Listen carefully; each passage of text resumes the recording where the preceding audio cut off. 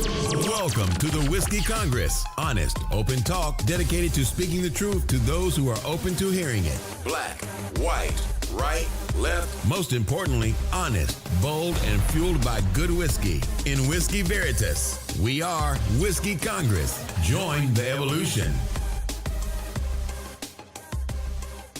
Welcome to a bonus episode of Whiskey Congress. So we recorded our pre-Super Bowl show, which is now released. And then Ralph Northam, the governor of Virginia, happened. And if you don't know this, I don't know how you couldn't, if you listen to our show and care enough about politics.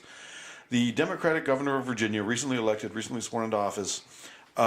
He's a doctor by education, and his med school yearbook contained a picture of him and other pictures, including two people, one in blackface and one in a Klan costume,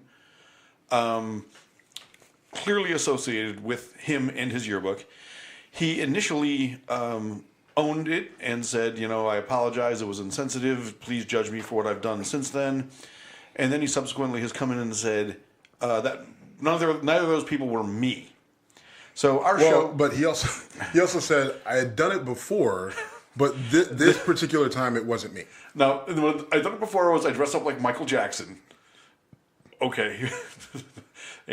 So I've given Steve, to keep... So the basis of our show is we're talking about race, we're talking about things in an honest, open way. Steve is now carrying a penalty flag. The day of the Super Bowl we're recording this, he now has the white-splaining flag. So if I am being accused of white-splaining, he will throw the flag, we'll do an instant replay review or whatever. But I wanted to give you that as a way of telling me I'm going off the rails because initially I wanted to defend this guy. Initially, I wanted to say, you know what he did in 2019 is racist as fuck, and it was racist as fuck in 1984. People just tolerated that shit then. And it doesn't make it right, but if this was the one strike on his record, I would have said, okay, you can still be governor, you were elected, you can dig out of this. He lost me when he flip-flopped on his whole story, because now credibility is gone. Go ahead. Yeah, so, listen, in 1984, 1985, don't tell me that this was any more accepted then, right? Oh, it absolutely was, Steve. Come on. I was 13, 14. It was accepted by y'all. Okay. It was accepted. Okay. White people thought it was fine. That's what. Okay. Most black people have always had a pretty strong anti-Ku Klux Klan, thought process. A guy dressing up in blackface, was that more tolerated? That's what I was really trying to say. Okay. Which still shouldn't have been. Right. But it was. And you look at the it. Klan thing was probably worse than. Right. Because it looked like they were in some sort of unit. It's just like you dress up as a Klan member, and then I'll be the black guy, right? And we'll go back and forth with the racist jokes all night. Hee hee ha ha. Right. And then this was published in a medical school yearbook, which tells you, yes, it was more accepted, but by whom? By you guys, right? Yeah. By white people, right? That's who it was more accepted by. It was. There's no way you can sit here and tell me that the people that I was associated with at that point in time when I was 4 or 5 years old, right? But my parents and my family wouldn't have looked at that and just brushed it aside. No, right? Totally fair. And honestly, most white people would have bristled at the Klan costume and shrugged their shoulders at the blackface. And then there's make it right. I'm just being real. And then in today's culture, what's happening is there are white people saying, "Well, what about when black people dress up like white people, right? And they paint their face white, right? Like the whole thing with so fucking much. With the weatherman. What's his name? The guy on the Today Show, black guy. Al Roker. Yeah, Al Roker dressed up as Doc from Back to the Future, and people were like, "That's like reverse blackface." Like there's no history of. There's no. Listen, a black person, it just. If you look at what blackface, where it comes from, its roots, it's awful, degrading, dehumanizing. That was its whole purpose was to degrade and dehumanize. But honestly, people like me didn't know that as kids because we didn't see it. Okay, it doesn't make it right. Right. That doesn't change it, though. No, it absolutely does not. It's why it's so visceral to you and doesn't hit me at the core until I got older and learned more. I mean, now I get it. I've now seen the minstrel cartoons and the other things that were just degrading, dehumanizing, and whatever. But in 1984, if I would have seen those two things, I would have said that Klan thing pisses me off. It's disgusting, and the blackface would not have bothered me. I'll admit, fast forward 20 years, I was wrong. It just wasn't ingrained in me. Right, and then there's a whole idea that, well, slavery was a long time ago, and the civil rights movement was a long time ago, and so we should just all let it go. And if we don't talk about it, then it doesn't exist, right? And it's just like by continuing to talk about it and continuing to be outraged by it, then by doing that, we therefore perpetuate it. Yep. And first of all, it just I don't know if this can be said enough, but as long as I'm alive, it wasn't that long ago. If you think about 1963, 64, the early 60s. Right. And you look at some of those pictures. Which, by the way, is when Ralph Northam was born. Right. But if you look at some of those pictures from the civil rights movement in the early 60s, and you look at little, kids going to junior high school, kids going to elementary school, they're kids. And the people in those pictures, the white people that are screaming at them, throwing things at them, holding signs saying they don't want to go to school with niggers and stay away, nigger, and this, that. Like, those kids were the same age, right? Like, so if you think about it, Martin Luther King would have been 93 years old this year. Died in 68, but I don't know how old he was. Right. So I think he was 36 when he died. Was that young? He was very young. Fuck. So if you think about it, like he would have been in his early 90s, and that means people, 10 years, 15, 20 years younger than him, right? Like, so he was 36, someone 20 years younger would be, what? 16. 16, yep. Right? So that would put them in their mid-70s right now. Those people had families. Sure. Those people had grandkids, and those people had children, and do you honestly think that person who didn't want to see that black girl go to school with them or those black kids eat at the counter, did those feelings just go away? Like, oh, well, they, you have these, Brown versus Board of Education, so we're good. Like, all my racism is now gone, and I'm not passing this on to my kids and my grandkids, right? And that's where the whole idea of, well, racism has just gone away. It's not there anymore. It's made up. Like, listen, you had an entire country, right? An entire country, save for a small percentage, that were against everything that was black people. They didn't want to live with them. They didn't want to go to school with us. They didn't want us to work side by side. They didn't want us to have anything. We weren't allowed to walk on the streets without being harassed either by civilians or the police. We were legally allowed to be jailed for things that white people weren't. There wasn't a crime for them, right? That was in the 50s. That was in the early 60s. That changed in the 60s and 70s, and there are parts of Virginia, Alabama, Mississippi that have lawsuits that are literally still that were trying to fight these things, that were trying to fight desegregation into the early 2000s. And there's a lawsuit down in, I believe, Alabama or Mississippi that's still going on about desegregation. Right? Okay, and I think I brought it up on the show. Yeah, that sounds familiar, but I probably got to learn it from you. So the whole idea that, well, racism has just gone away and it's just something that black people make up, like racism has changed, right? It's not nearly as overt. And I think, like I said on our show that we went through this week, I mean, like, we're at a point now where, there are people white people are saying, listen, as long as I'm not in the Klan, as long as I don't have a white Aryan Nation tattoo, a swastika, and as long as I don't call niggers to their faces, then we're good. Right. Right. That's where we're at. Right. Like, I mean, and so it's a messed up time. But the whole idea that in 1984 this was fine, that's relative to who you're talking about, who it was fine for. You're absolutely right, and so I've been thinking about this a lot and how to use my words, hence the white splaining flag. And I do want to do an entire show dedicated to, like, progression of race, but I don't want to get into that today, because specific to Ralph Northam, pretty much every Democrat and every black politician has said, you got to resign. Yep. I think Barack Obama, oddly, I think is the one exception. And I don't know if he said don't. I think he has remained quiet on it. All right, I have thoughts on this. What are your thoughts? How do you trust someone, right? As one of the black people in his state, how do I trust this guy? Right? How do I trust that this guy actually gives, like, you already know as a citizen that I think there's very few politicians that you actually believe have your best interest at heart. White, black, Latino, whatever.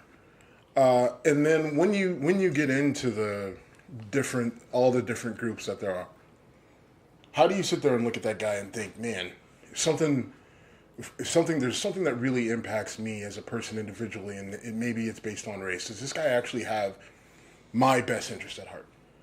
You know, and you look at him, you look at what he did then you look at his response. He owned it. Then he flip-flops on it. Can I trust him? And I think the answer is no. And if I'm in his state, I want to see him go. And part of that, people are going to go to that's the mob mentality, and you know, but so the opposite is let him stay, see what he does.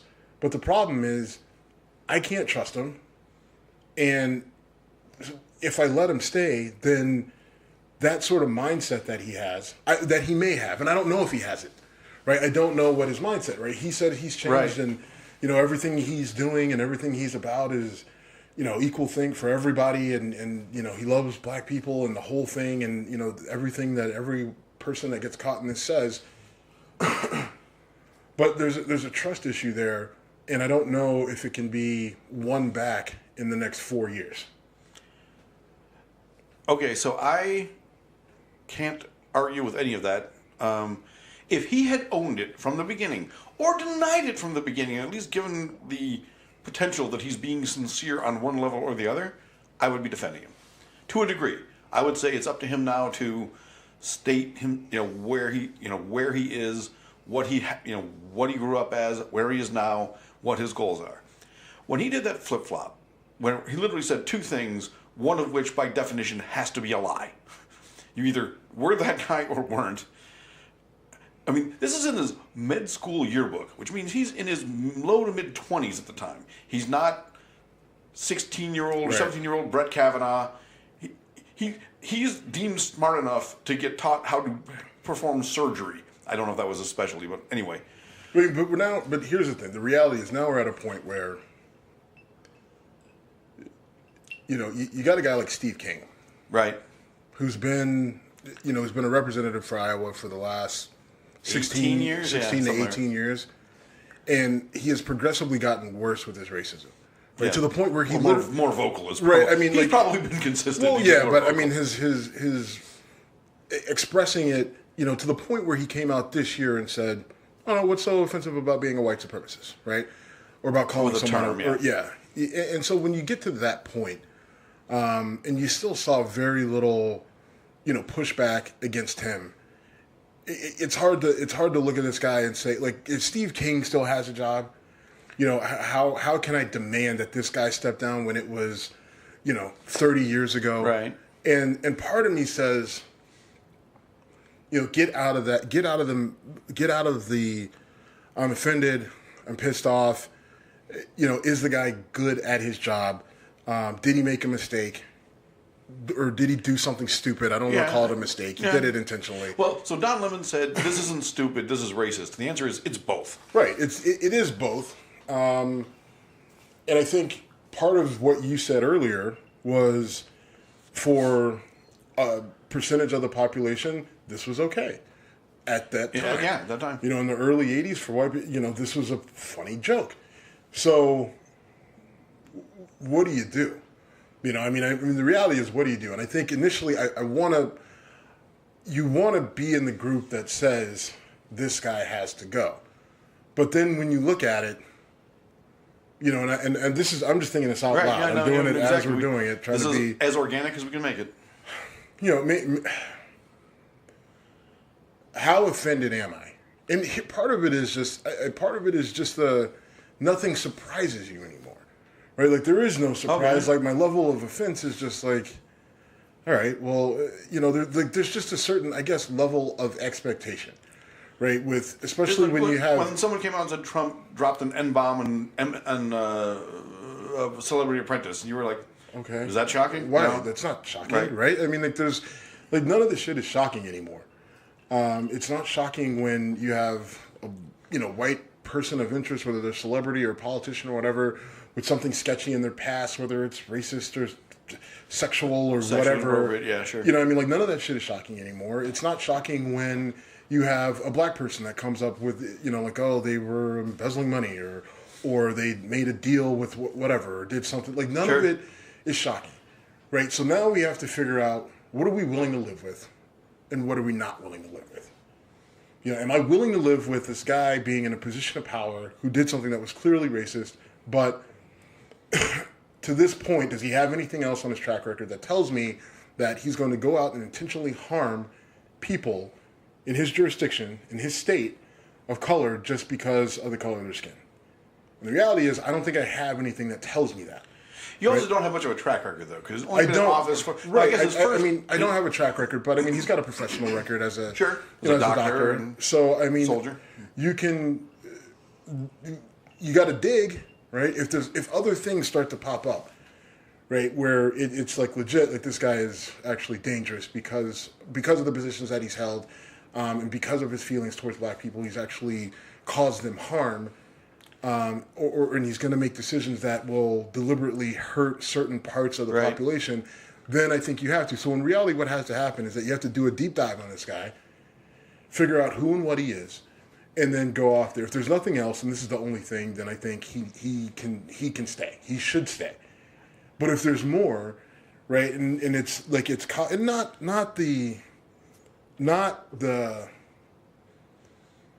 one of those hit jobs that, opposition research where, you take these vague sort of things and then you have a bunch of circumstantial stuff. Like it needs to be legit, where he treated black patients a certain way and treated white patients another way, or, he's got this terrible, mortality rate with black people or whatever, or you hear these horrible stories from when he was in the military and how he treated something like that. Or, people from his past start coming forward and go, oh, you mean old racist Ralph? Yeah, that's what we used to call him. Yeah, back in the stuff Army. like that. I mean, I think that you have to do that sort of dive and then kind of sort it out and figure out what's real, what's not. Because I think with Kavanaugh, this is kind of what happened, where people started coming out of the woodwork, right? And then you had to figure out some of that was fake. Like the Stormy Daniels lawyer Avenatti, he brought somebody in who was a liar. And Gloria Allred, I think, did too. And Gloria Allred brought in someone who was sketchy. Ultimately, right. And so, like, you got to kind of wade through that, figure out what's real, what's not, and then again figure out what does this guy show a pattern? And if there's no pattern there, then I think he stays. The flip flop, bad advice. I don't know who gave it to him. If he got advice from a PR firm, or maybe he legitimately said, "Oh, you know what? That actually isn't me. Like I've done dumb shit, but that's not me."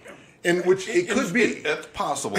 and I think it's also impossible to know, because I mean the one guy in blackface is impossible. Right, and the other guy's got a hood. Right. I mean, like, so it's hard to say, but I think you got listen. I got a picture that with your name right beside it. Unless he weighed 280 pounds in med school, you're like, okay, that dude never weighed. Right. Exactly. So, but he didn't. So I think you look at it and you say, this is. Initially you got to slap him on the wrist. Then you do a little bit of a dive, figure out what his track record is. If there's smoke, if there's more smoke, then you douse it, you punt him. If not, then you keep him and you just say that was dumb, but it was also 30 years ago, and you move on. So let me throw a thought out there and see where you stand. You want to grab the white splaining flag now. I think he should decide first off if he still thinks he can perform the job of governor, which he, at this point, has said he can. This is a perfect situation where there should be an impeachment proceeding. The state, because to do that deep dive, to do that research, to say, we're going to look into this guy. Listen, stop. It's not a crime. He didn't. No, it's not a crime. But the state of Virginia can impeach a governor. They can. And you can impeach a governor for what? High crimes and misdemeanors, but also, maybe impeachment's the wrong word then. There should be some way of saying, putting the ball in Northam's court and saying, look, you open the floodgates. We got to look into this. If you want this to end quietly, step down. If you want to dig in and say, for 30 years you've been a stalwart, decent human being, and you can withstand the scrutiny, then I think we got to be careful. Listen, the problem with that is once you go down that road of you've been elected, we now don't like it, whether we're Republicans or Democrats. Someone pulls something out from your past. Now it could be anything, right? Now it could be a picture of a guy who look at Al Franken.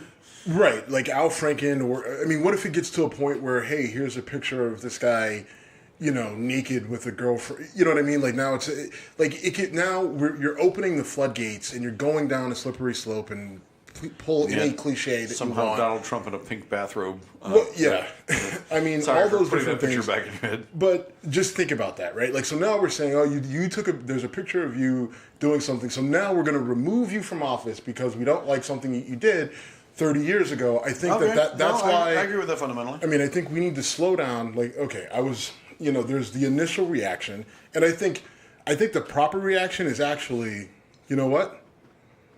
Now, like, here's the deal. Chances are you don't get reelected. Reality is very, very likely. The reality is you don't get reelected. But if you work for the people for the next 4 years, right, to the point where you knock it out of the ballpark and we forget about this, right, then now, okay, maybe you do get reelected, and maybe if you can work to the point where we can forget about it, then okay, great. Right, and I think that's what, I don't like the idea of removing someone from office because we don't like something that they did 30 years ago, and yeah, it was racist, but the problem is that you don't like it now because the person is racist, and it's a white guy. But let's say now it's a black guy, and conservatives come in and say, he did something 30, there's a picture of him, with Hennessy and a joint. Let's punt him. Well, stepping on John F. Kennedy, or so, I don't know. I mean, but it just you open the floodgates for retaliation, right? When it's someone, and that those floodgates have been opened, right? I mean, so many Republicans are just drooling over this because a Democrat, we get to burn you now. Well, fucking maybe not. Right, and then it's also and then for the GOP people that are like, why does this guy get to keep his job? And the Democrats are hypocrites and blah blah blah. Right. Like, you guys still haven't done shit with Steve King, so just pump your brakes, right? Like, you've got a guy who's been openly racist in your ranks for the last decade plus, and you refuse to do or say anything about it, right? Along with, the number of other people who have done and said racist things. Now, listen, both sides of this, Democrat, Republican, have had people with terrible histories. Robert Byrd, who's the other guy that I'm thinking of? The South Carolina guy that... Yes. And I can't think of his name. What's his name?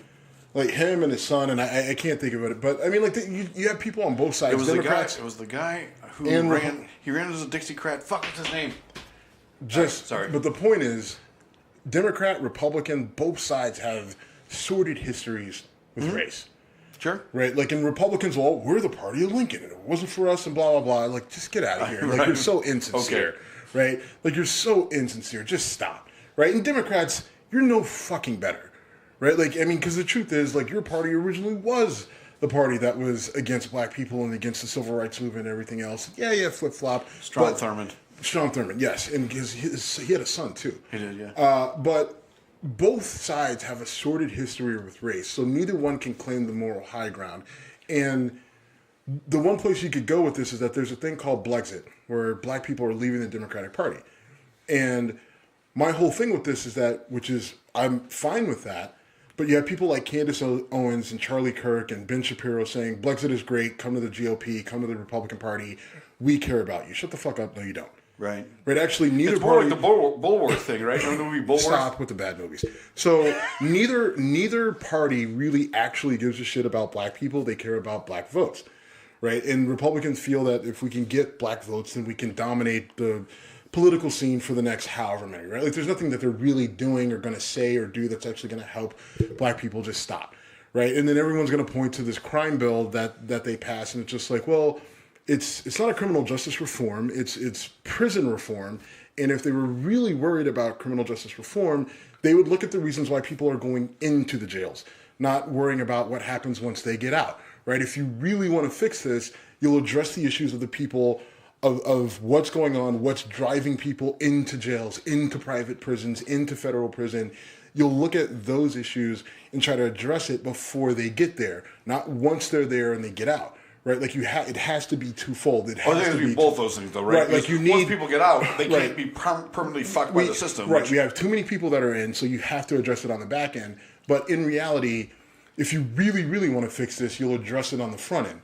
So that's why I say, if you're a black person, yeah, leave the Democratic Party, but don't go running to the GOP. They don't give a shit about you either, right? Like, you just stay independent and then you vote as you need to, right? Like, if you've got, and it's a pain in the ass, but listen, if you care, there's nothing things that you care about, like, they don't always come easy, right? Like, so you have to pay attention, and you have to look at, who's doing what and saying what, and figure out how to vote your conscience and all that other stuff. But you actually have to get in there and pay attention to the various issues and figure out how to vote from there. You can't just follow anyone blindly just because it's the new wave or it's the new hashtag. And if you stay in the Democratic Party or leave and become a Republican, don't do what so much of America and maybe the world does and just follow your tribe blindly. Like, I have no trouble calling out Ralph Northam. What I just said, but okay. Okay, okay, but Brexit is leave the Democratic Party. Okay, even if you don't leave, just hold them accountable. If you join the Republicans and they fuck you over, hold them accountable. White people do the same thing. I mean, there's way too much, this is my tribe, I'm going to stick with this. So, logic be damned. I'm not going to defend Ralph Northam, tooth and nail. If he stays in office, I'll say, people of Virginia, you made your choice. There's no mechanism for them to, you can't, again, the idea you're going to impeach him based off of a picture, if it's that easy. I was going to impeach him for lying, but he didn't lie under oath. To who? He lied to the constituents, but it was not under oath. No, you're right. You've got me to back off of that position. Yeah, it just I think we have to have some common sense here, and kind of back off the mob mentality, which is tough. It's tough because we get sucked into it, and it's not popular. And there's certain people who will. Our show's not big enough, but there are certain people like a Dr. Jason Johnson or a Karen Hunter would come after my neck right now if they listen to the show and heard me say what I just said, right? Like, he needs to resign, he needs to be gone, and blah, blah, blah, right? Like, there's no movement with them, there's no. It's a one-strike policy, that's it. Especially a 30-year-old strike, right? And they're not going to move off of it, right? And here's the thing: I'm not going to move off my stance. I don't think you can remove a guy from office for this. I don't think he should necessarily step down, but I think that someone should put the energy into looking into what his track record is, and if you can all of a sudden put together like multiple instances of where this guy is proven, like his behavior, his pattern of behavior shows a complicit bias against this group of people, right? Which is nearly impossible to show, but some people are dumb enough to leave that pattern, right? We've seen like a guy who takes a picture with a exactly, right? So if he's dumb enough to do this, then even though he's denying it, then you have to look and see, are there other markers that he's left over the last 30 years leading up to this point that tells you, you know what, maybe this guy is too dangerous for us. Maybe he actually is looking to harm a specific group of people, and then that's a different conversation. But I think someone has to do that and put that energy in first before we go demanding that this guy resign. And I think it's on him. If he feels he can't win back the trust of the people, then he should resign. If he thinks he can, then he should let that process play out. You want to wrap it up there? Wrap it up, B. All right, man. In terms of whiskey, folks, by the way, went back to the Woodford Reserve Double Oak. Really good, really smooth. I made a Manhattan with Weller's, with the Weller's Special Reserve, which was also really good. Mm-hmm. And I used the fancy cherry and the. Good so vermouth? I kind of took a. Did you use good vermouth? Yeah, or did you use crap vermouth? It was good vermouth. It's okay. not the. I forget which brand the Rossi is what I use. Okay. All right. So here's our pre-Super Bowl. Pre-Super Bowl, I actually put by the time that this posts, the game will be over, but I scribbled a little prediction here on Friday. I did put it on our Instagram story today, so it'll be there for 24 hours. I've got the Rams 31, Pats 28. I think I had 21-17. I'm predicting Too a low. shock. I know a lot of people are going to say that. And the over-under is 56, by the way. So the over-under says I'm out of my mind. But sometimes these games get a couple turnovers. Because you're smarter than Vegas. I think when I was in Vegas, I proved that You're not I am smarter not than Vegas. smarter than Vegas. On that note, let's wrap this up. Good talking to you, brother. Yep.